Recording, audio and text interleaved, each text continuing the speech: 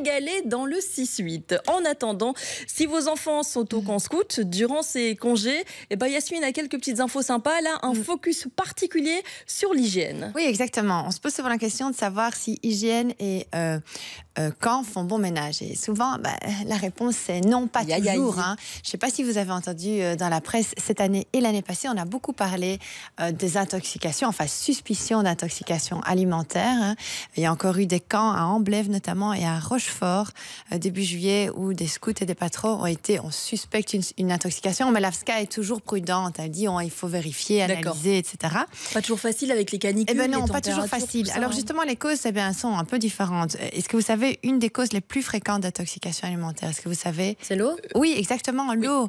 L'eau, vous savez, celle qu'on boit, mais pas seulement, celle aussi des rivières. Quand on va se baigner dans des rivières ou se laver, ce qui arrive souvent en camp scout, l'eau, elle est souvent polluée. Et alors, est-ce que vous savez pourquoi cette année principalement, et l'année passée, il y a eu beaucoup de problèmes, donc d'enfants malades, etc. La chaleur? Oui, exactement, la chaleur. Il a fait très chaud cette année et très chaud l'année passée.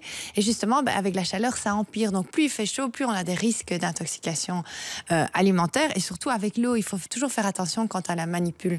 Donc, justement, un des premiers conseils pour éviter une intoxication par l'AFSCA, c'est faire attention avec l'eau, la manipuler avec précaution, ne pas la laisser au soleil, etc.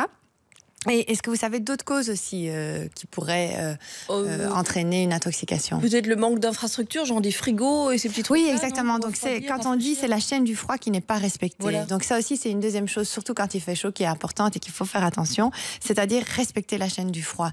Donc les produits comme les produits laitiers, la viande, le poisson, etc., la mettre directement dans le frigo. Et alors on dit quand les scouts mangent et que les restes à température ambiante et puis on les remet dans le frigo, c'est pas toujours bon. On tend les jeter ou les donner aux voilà. Et donc faire toujours attention de ne pas laisser trop longtemps les aliments à température ambiante.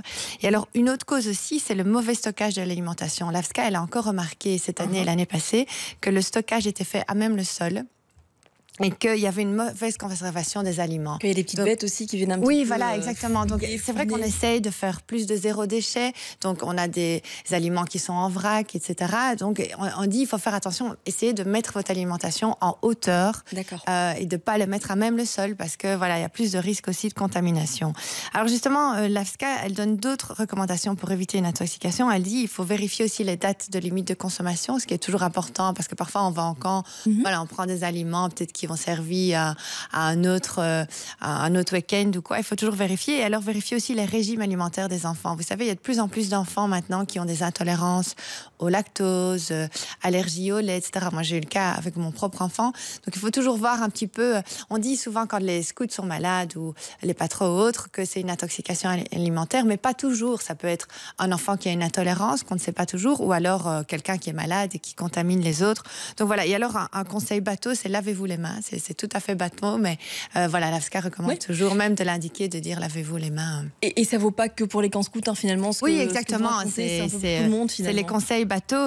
Et on se pose la question, oui, mais est-ce que l'AFSCA, elle peut venir par surprise? Est-ce qu'elle peut venir contrôler les camps par surprise? Eh bien, la réponse est non, évidemment. Ah, d'accord. Pourquoi?